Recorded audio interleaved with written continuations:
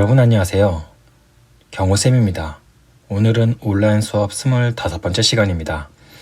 지난 사과 형성평가에서 그 박스 부분에 중국의 가정생활 및 결혼문화, 그 다음에 호구제도에 대해서 선생님이 설명을 했잖아요. 이번 시간에는 지난 시간에 설명했던 것처럼 가정생활이랑 결혼문화에 대해서 조금 더 자세하게 짚고 넘어가도록 하겠습니다. 여러분들은 사과 형성평가 뒷장에다가 혹은 교과서 60이나 61페이지 문화 부분에 지금 설명하는 내용들을 필기하면 되겠습니다. 선생님이 좀 중요하다고 생각하는 거는 필기하라고 얘기할 테니까 꼭 좀 필기 부탁드리겠습니다. 지금 계획 생육 정책이라고 돼 있죠. 지화生育. 요게 우리가 알고 있는 한 가구 한 자녀 정책입니다. 정식 명칭은 지화生育 계획 생육 정책인 겁니다. 선생님이 포스터를 2장만 보여드릴게요. 자, 요건 좀 옛날 포스터입니다. 为革命实行晚婚和计划生育. 혁명을 위해서 늦게 결혼하고 인구 억제 정책을 실시합시다. 요런 뜻입니다. 자, 그 다음에 요거는 조금 최근 포스터인데요. 선생님이 지난 시간에도 잠깐 얘기했지만 2016년도에 인구 억제 정책이 폐지되기 전까지는 이런 식으로 포스터를 통해서 국가에서 적극적으로 장려하였습니다. 한번 읽어보겠습니다. 稳定国家计生政策公常和谐美好家园. 국가의 인구 억제 정책을 안정화해서 아름다운 가정을 이룩합시다. 뭐 이런 의미입니다. 이런 식으로 포스터를 통해서도 적극적으로 장려했다는 것을 알 수가 있습니다. 자, 이 인구 억제 정책은요, 1979년도부터 시작이 됐습니다. 출산율을 줄여서 식량 문제가 발생하는 걸 막고요. 그 다음에 여성 인구를 노동력으로 기용해서 경제 성장을 이루자는 이러한 목적에 의해서 79년도부터 인구 억제 정책, 한 가구 한 자녀 정책이 실시됐습니다. 그래서 실제로 1970년대 5.8명이던 출산율이요, 79년도에는 2.7명으로 감소를 했습니다. 만일 아이를 2명 이상 낳았을 경우에는 보통 벌금을 부과했는데요.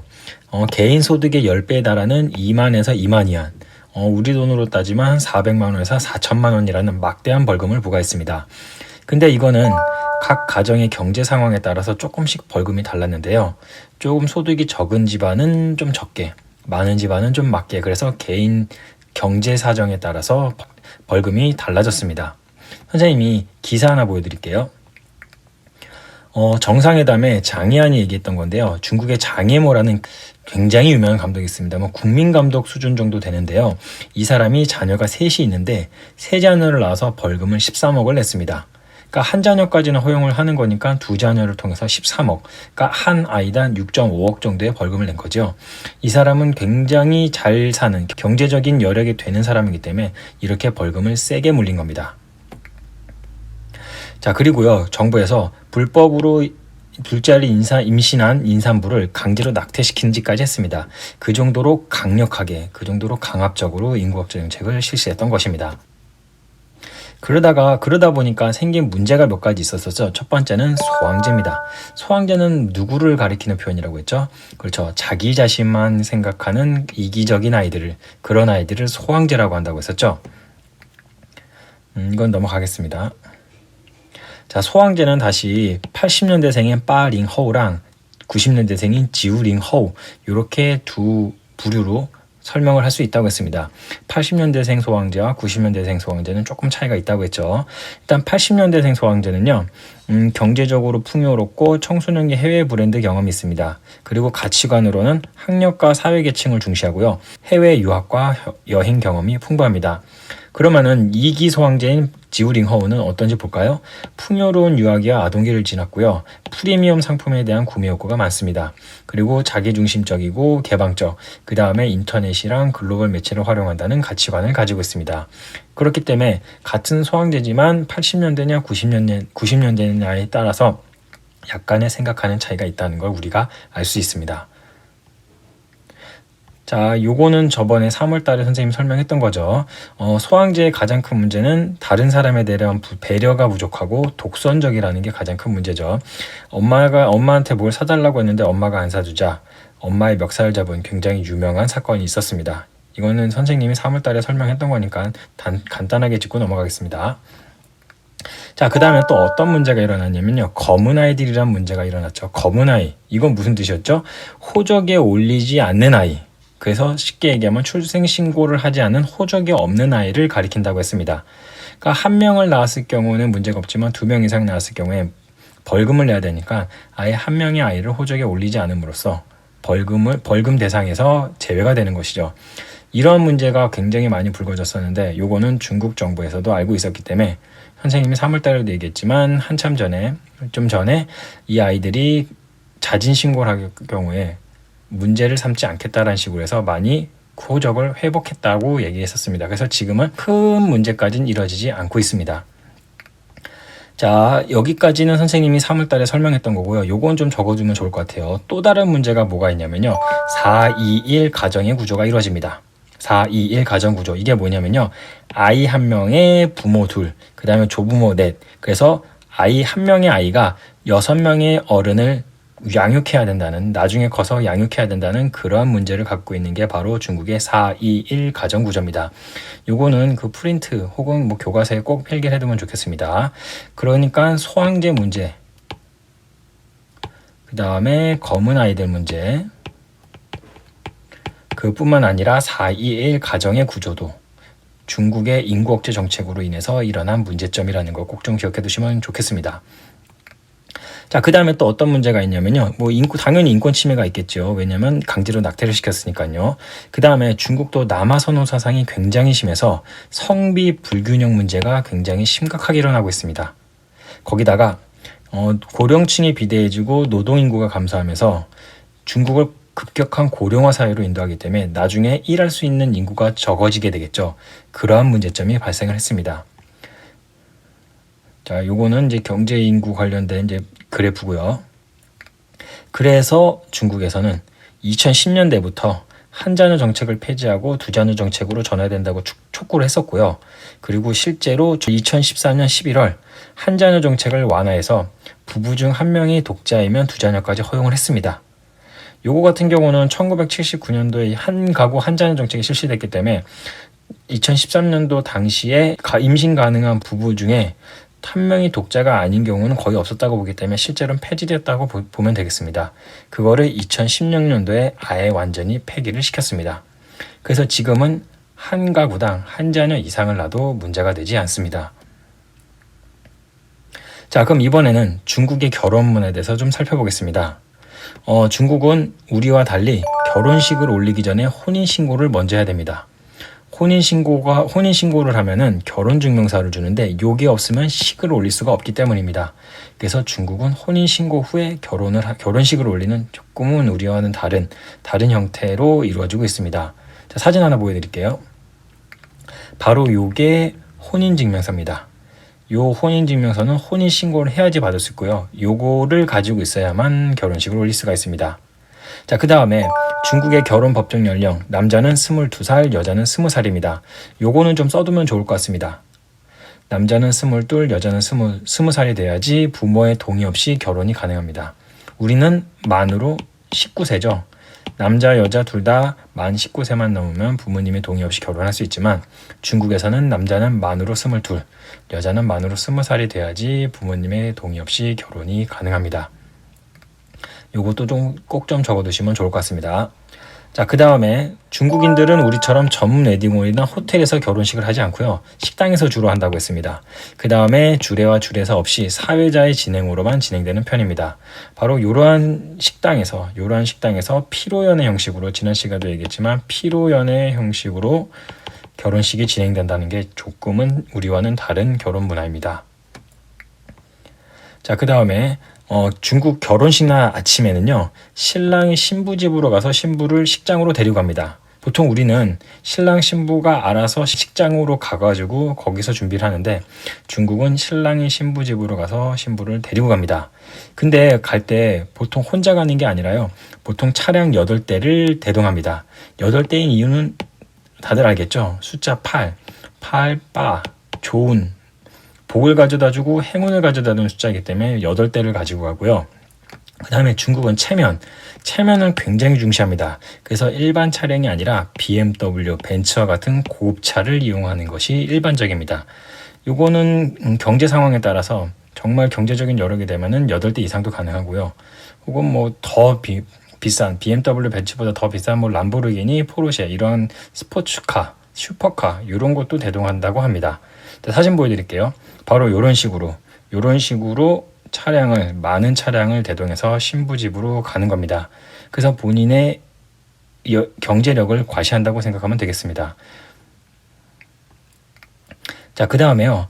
중국인들은 우리처럼 결혼식에 참석할 때 축의금을 냅니다. 근데 주로 붉은 봉투에 씁니다. 붉은 봉투를 넣어서 주는데 이를 홍바오라고 합니다. 왜 붉은 봉투냐면요. 중국 사람들이 제일 좋아하는 색이 붉은색입니다. 역시 붉은색도 행운 혹은 뭐 복을 가져다 준다고 생각하기 때문에 좋은 일에는 전부 다 붉은색을 씁니다. 그럼 우리처럼 흰색 봉투는 언제 쓰냐? 흰색 봉투는 바로 조의금, 장례식장에서 씁니다.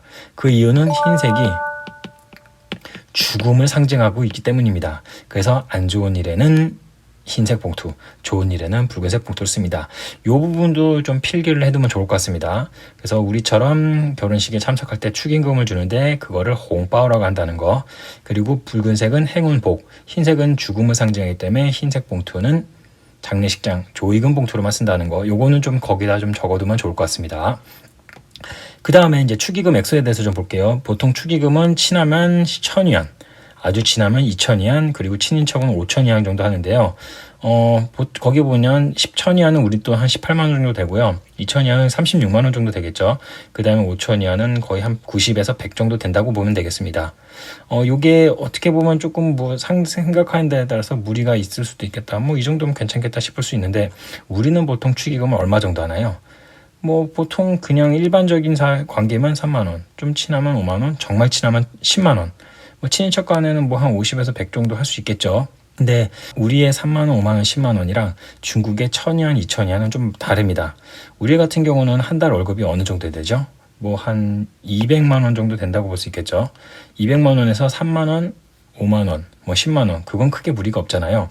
근데 중국인의 일반적인 월급은 많이 받아봤자 5,000위안입니다. 4,000에서 5,000위안 정도 돼요. 그러면은 그 중에 1,000위안을 쓴다. 굉장히 무리가 있겠죠. 만일 결혼식을 5번을 한 달에 초대받는다. 그럼 월급이 다 날아갈 수 있을 정도입니다. 그럼에도 불구하고 왜 이렇게 무리를 해서 축의금을 하냐? 일단 첫 번째, 중국 사람들도 우리랑 똑같은 생각을 하고 있어요. 내가 결혼했을 때 다 돌려받는다고 생각합니다. 그러니까 일종의 기브 앤 테이크의 개념이겠죠. 그렇기 때문에 조금 무리를 해서 주더라도 문제가 되지 않아요. 그 다음에 두 번째, 중국은 우리처럼 뭐 몇 년 동안 연락도 안 하다가 결혼한다고 청첩장을 돌리거나 하지 않습니다. 보통 청첩장을 돌리기 위해서는 기본적으로 꾸준히 인간관계가 형성이 돼 있어야 돼요. 그렇지 않으면 청첩장을 돌리지 않습니다. 그렇기 때문에 청첩장을 그러니까 결혼식에 초대를 받았다고 생각하면 어느 정도 친분이 있다라고 생각을 하기 때문에 이런 돈을 쓰는 거를 어렵게 부담스러워하지 않는 겁니다. 그러한 문화적 차이가 있기 때문에 좀 무리를 해서라도 축의금을 내는 겁니다. 자, 홍바오는 어떻게 생겼냐면 바로 이렇게 생겼습니다. 이런 식으로 붉은 봉투에 넣어주는 거 꼭 좀 기억해 두시면 좋을 것 같습니다. 요 내용은 꼭 필기를 해주세요. 자, 그 다음에 중국 결혼식에 하객들에게 답례품으로 주는 게 있다고 했었죠. 뭐냐면 사탕입니다. 이를 결혼 사탕이라고 하고 중국어로 시당이라고 합니다. 그래서 저번에도 얘기했지만 중국인들이 결혼을 언제 하냐고 애둘러서 물어볼 때 너 언제 결혼 사탕 줄 거냐라고 물어본다고 했었죠. 우리가 너 언제 국수 먹여줄 거야가 언제 결혼할 거야를 애둘러서 물어본다면 중국인들은 언제 결혼 사탕 줄 거야가 바로 결혼을 언제 할 거냐고 애둘러서 물어보는 표현이 되겠습니다. 뭐 이런 식으로 사탕을 주는데요. 지금 여기 담배도 보이죠? 담배를 주는 경우도 있습니다. 근데 가장 기본적인 선물은 사탕이 되겠습니다. 그래서 결혼 사탕, 이게 하객들에게 답례품으로 주는 거 꼭 좀 기억해두면 좋을 것 같습니다. 자, 여기까지 해서 이제 결혼 문화, 그 다음에 이제 가정 생활에 대해서 얘기를 했는데요. 우선 그러면 결혼 생활과 관련된 영상 하나 보여드리겠습니다. 출처는 방구석 애교관 구지입니다. 자, 한번 시청하고 그 다음에 이어서 설명하도록 하겠습니다. 한국과 중국의 결혼 문화 얼마나 다를까? 중국에서는 우리가 상상도 못할 정도의 성인스러운 결혼 문화가 있다는데 구체적으로 어떻게 다른지 알아보자. 한국이나 중국 모두 전통적인 혼례에서 벗어나 서양식 웨딩 문화가 많이 보편화되었다. 하지만 중국은 중국만의 문화와 정서로 한국과는 다른 결혼 문화가 있다는데, 우선 중국은 찌엔미엔으로 시작한다. 신랑이 아내가 될 여자를 부모에게 소개하는 자리로 신랑의 부모는 며느리가 될 여자에게 돈을 준다. 이걸 찌엔미엔리라고 하는데, 보통 3천에서 4천 위안을 주며 10,000명 중에 한 명의 신부를 골랐다는 의미로 1만 1위안을 주기도 한다. 또한 한국에서는 함을 받기 위해 신부집에서 함값을 주지만, 반대로 중국에서는 신랑이 신부를 데려가려면 신부 친구들에게 홍바오를 줘야 한다. 참으로 신랑이 호구 같다고 느껴질 수 있지만, 중국은 옛날부터 여자가 노동력의 한 부분이라고 생각하여 신랑 측이 데려가려면 그만큼의 값을 해야 한다는 문화가 깔려있다. 그 다음은 결혼식 비용이다. 한국에서는 최근 스몰 웨딩이 유행할 정도로 결혼식의 거품을 빼는 분위기이지만, 체면을 중시하는 중국인들에게 결혼식은 전재산 탈탈탈 털어서 할 정도로 성대하게 한다. 집값과 신혼여행을 빼고 보통 3천에서 5천만 원 정도 결혼식 비용을 쓰는데, 중국의 소득 수준을 많이 봐줘서 우리나라의 반 정도라고 해도 적지 않은 비용이다. 특히 한국처럼 점심 먹고 땡 하고 끝나지 않는다. 아침부터 점심 저녁 피로연까지 신랑 신부 가족 친구들 모두 하루 종일 함께 하거나 며칠에 걸쳐서 결혼식 파티를 하기도 한다. 또한 과시와 허세의 아이콘인 슈퍼카를 빌려 웨딩카로 쓰기도 하는데, 하루 렌트만 몇백만 원인 람보르기니, 페라리, 롤스로이스 등의 꽃을 달고 달리는 모습을 중국에서는 종종 볼 수 있다. 이렇게 많이 돈을 쓰는 만큼 많이 받기도 한다. 한국은 보통 안 친하면 5만 원, 친하면 10만 원, 베푸면 그 이상, 빈정상하고 싶으면 3만 원을 내지만, 중국은 최소가 800위안, 하나로 약 15만 원 정도 낸다. 더 친하거나 베푸면 50만 원에서 100만 원 이상을 내기도 한다. 그만큼 친분이 두터운 사람만 결혼식에 초대하는데, 어찌 보면 평소에 연락 안 하다가 결혼할 때만 연락하는 한국 문화보다는 좀 더 합리적일 수 있다. 중국은 저녁 늦게까지 피로연을 하거나 신혼집에서 친구들과 광란의 술 파티를 하는 경우도 있는데, 종종 우리가 상상하기 힘들 정도의 개방적인 중국의 모습을 보여주기도 한다. 이외에도 주례 없이 결혼식을 하며 사탕과 담배를 손님들에게 선물로 주고, 결혼식이 끝나면 신랑 신부에게 각각 여권처럼 생긴 결혼 증서를 나눠주는 등 비슷한 듯 하지만 너무나도 다른 한국과 중국의 결혼식. 하지만 집값의 부담은 남자가 더 크다는 공통점. 중국 그것이 알고 싶다에서 제보를 받습니다. 중국과 관련된 정보, 사건, 사고 등 알고 싶거나 알고 있는 이야기에 대해 중국 그알 미니 다큐 시리즈로 공유하고 싶으신 분들은 페이스북 중국 그것이 알고 싶다 페이지 메시지로 제보해 주시거나 해당 영상의 댓글을 통해 제보해 주시기 바랍니다. 채택되신 분들에 한해 소정의 상품을 보내드리오니 적극적이고 다양한 제보 부탁드립니다. 중국 그것이 알고 싶다. 중국 그것이 알고 싶다. 자, 어떻게 보셨나요? 뭐 중국이나 우리나 남자에게 부담이 조금 더 가는 거는 비슷한 처지네요. 여기까지 해서 이제 오늘 가정생활 및 결혼 문화와 관련된 내용을 살펴봤고요. 마지막으로 과제를 내드리도록 하겠습니다. 첫 번째 과제는요. 중국인들이 하객들에게 선물하는 것은 사탕, 수건, 떡, 돈, 요 중에 하나를 골라주시고요. 그 다음에 두 번째, 수업 내용을 듣고 궁금한 사항 한 가지, 한 가지가 넘으면 뭐 여러 가지 질문해줘도 됩니다. 선생님께 하는 질문은 꼭 비공개 댓글로 달아주세요. 아울러서 친구들에게 할 질문은 공개 댓글로 달아주시면 감사하겠습니다. 선생님이 계속 공개 댓글로 질문을 달아달라고 얘기를 하는데 아직까지 조금 부담이 되나 봐요. 좀 친구들한테 질문하는 것도 어색하고, 근데 요것도 역시 질문과 대답 수행평가로 들어가는 거니까 그냥 부담 갖지 말고 그냥 기본적인 질문부터 하나하나씩 하다 보면 익숙해질 겁니다. 처음에 선생님한테 하는 질문도 좀 어색했던 친구들이 분명히 있을 거예요. 근데 지금은 어색하지가 않잖아요. 친구들에게 하는 질문도 마찬가지입니다. 조금만 신경을 쓰고 조금만 부담을 좀 덜고 친구들에게 좀 쉬운 질문부터 한번 해줬으면 좋겠어요. 그리고 질문이 올라오면은 적극적으로 좀 답변을 달아줬으면 좋겠습니다. 그렇게 해서 선생님이 아닌 여러분들끼리 질문과 대답을 하는 그러한 좀 활발한 클래스룸이 이루어졌으면 좋겠습니다. 오늘 수업은 여기까지 하겠고요. 모두들 선생님 수업 시청해 주셔서 감사합니다. 모두들 수고하셨습니다.